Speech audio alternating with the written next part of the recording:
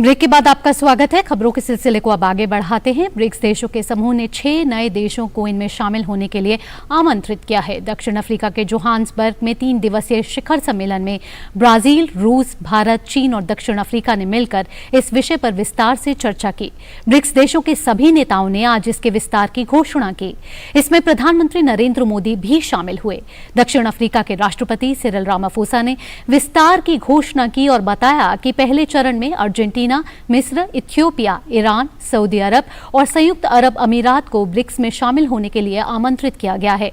नई सदस्यता 1 जनवरी 2024 से प्रभावी होगी।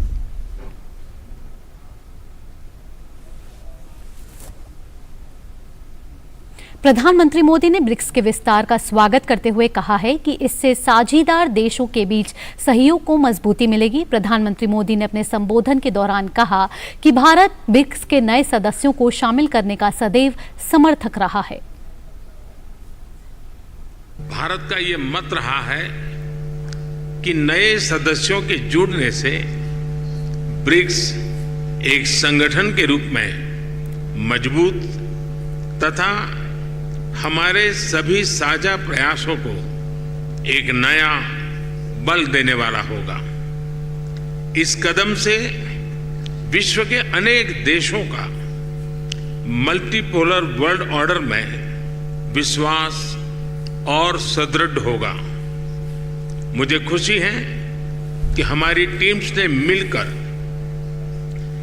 एक्सपांशन के गाइडिंग प्रिंसिपल्स, स्टैंडर्ड्स, क्राइटेरिया और प्रोसीड्यूर पर सहमति बनाई है और इनके आधार पर आज हम अर्जेंटीना, इजिप्ट, ईरान, सऊदी अरब, इथियोपिया और यूएई का ब्रिक्स में स्वागत करने के लिए सहमत हुए हैं। सबसे पहले मैं इन देशों के लीडर्स और वहां के नागरिकों को बहुत बहुत बधाई देता हूं। पीएम मोदी ने कहा कि ब्रिक्स में जिन नए देशों को जगह दी गई है उनसे भारत के ऐतिहासिक संबंध रहे हैं। पीएम मोदी ने कहा कि समूह में शामिल होने वाले अन्य देशों के प्रयास में भी भारत योगदान करेगा। मुझे विश्वास है कि इन देशों के साथ मिलकर हम अपने सहयोग को एक नई गति और नई ऊर्जा देंगे। भारत के इन सभी देशों के साथ बहुत ही गहरे संबंध है, बहुत ही ऐतिहासिक संबंध है। ब्रिक्स की मदद से हमारे द्विपक्षीय सहयोग में नए आयाम अवश्य जुड़ेंगे। जिन अन्य देशों ने भी ब्रिक्स से जुड़ने की अभिलाषा व्यक्त की है, भारत उनको भी पार्टनर कंट्रीज के रूप में जुड़ने के लिए कॉन्सेंसस बनाने में योगदान देगा। प्रधानमंत्री मोदी ने कहा कि ब्रिक्स का विस्तार अन्य विश्व संस्थानों में सुधार का संदेश देने वाला है। उन्होंने कहा कि यह अन्य संगठनों के लिए भी मिसाल बन सकता है।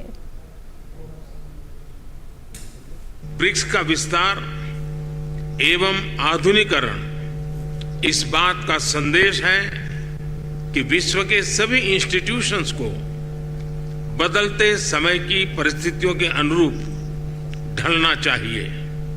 ये एक ऐसी पहल है जो 20वीं सदी में स्थापित अन्य ग्लोबल इंस्टीट्यूशंस के रिफॉर्म के लिए एक मिसाल बन सकता है। पीएम मोदी ने चंद्रयान 3 की सफलता पर मिल रही बधाइयों के लिए भी आभार जताया। कल शाम भारत के चंद्रयान ने चांद के दक्षिण ध्रुव पर सॉफ्ट लैंडिंग की। ये केवल भारत के लिए ही नहीं बल्कि पूरे विश्व के वैज्ञानिक समुदाय के लिए एक बहुत बड़ी उपलब्धि है। और जिस क्षेत्र में भारत ने अपना टारगेट तय किया था वहां पहले कभी कोई प्रयास नहीं हुआ है और ये प्रयास सफल हुआ है तो बड़ा डिफिकल्ट टेरेन के ऊपर विज्ञान हमें पहुंचा पाया है। ये अपने आप में विज्ञान की, वैज्ञानिकों की बड़ी सफलता है। इस ऐतिहासिक अवसर पर आप सबकी तरफ से मुझे भारत को, भारत के वैज्ञानिकों को और दुनिया की वैज्ञानिक कम्युनिटी को जो बधाई के संदेश मिले हैं, मैं सार्वजनिक रूप से आप सबका बहुत बहुत धन्यवाद करता हूं। प्रधानमंत्री मोदी ने साथ ही कहा कि भारत अफ्रीका के साथ अपनी साझेदारी के बेहद महत्व देता है। ब्रिक्स अफ्रीका आउटरीच और ब्रिक्स प्लस डायलॉग में अपने संबोधन के दौरान पीएम मोदी ने कहा कि अफ्रीका में नए दूतावास खोलने के लिए व्यापार में सहयोग बढ़ाने तक हर क्षेत्र में काम किया जा रहा है। भारत ने अफ्रीका के साथ संबंधों को उच्च प्राथमिकता दी है।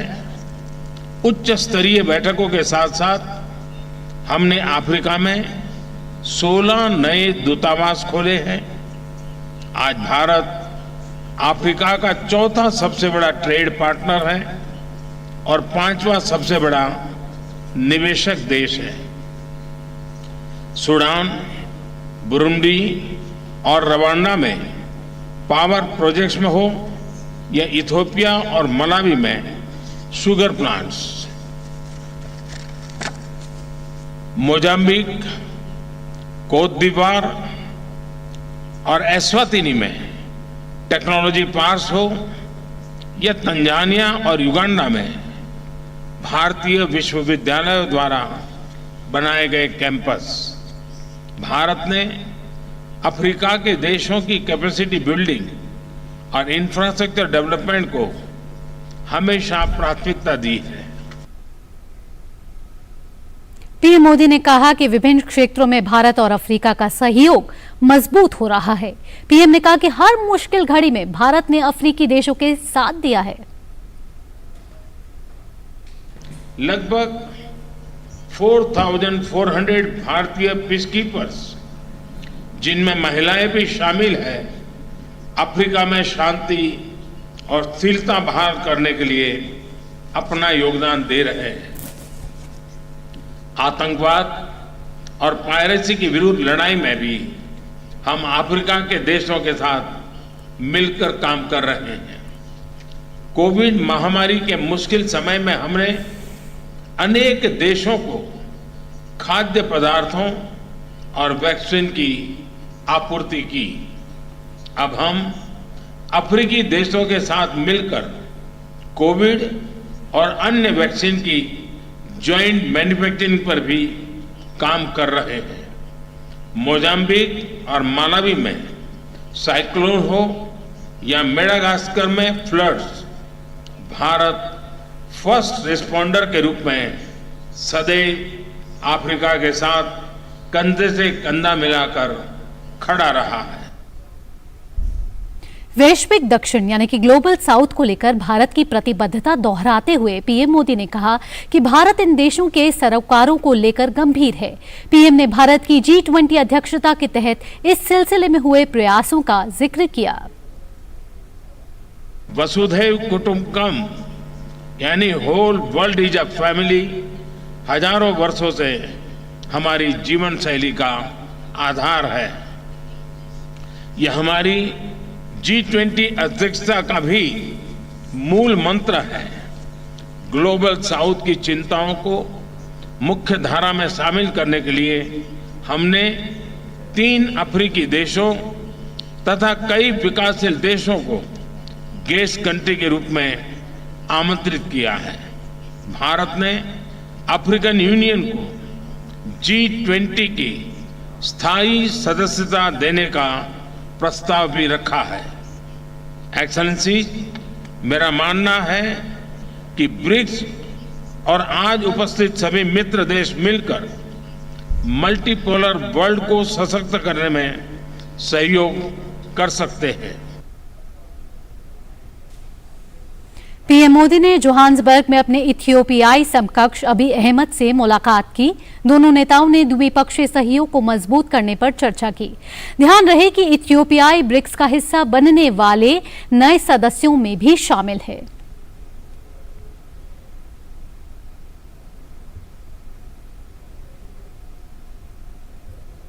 प्रधानमंत्री नरेंद्र मोदी ने दक्षिण अफ्रीका की यात्रा पर ब्रिक्स शिखर सम्मेलन से इतर सेनेगल के राष्ट्रपति से मुलाकात की।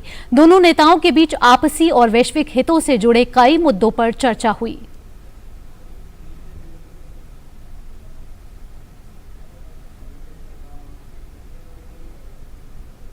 और फिलहाल वक्त हो चला एक छोटे से ब्रेक का। ब्रेक के बाद भी खबरों का सिलसिला यूं ही जारी रहेगा। आप जुड़े रहिए टीटी न्यूज के साथ। 20,000 10 ओके। दोनों?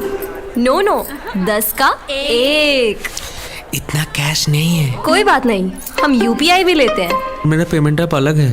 कहीं जूते वापस मिलने की जगह जूते पड़ ना जाए। ऐप दूसरा हो या तीसरा, चाहिए बस यूपीआई। आपका मोबाइल नंबर ही बन सकता है आपका यूपीआई नंबर। और अब किसी भी पेमेंट ऐप से कोई भी पेमेंट ऐप पर यूपीआई चलेगा।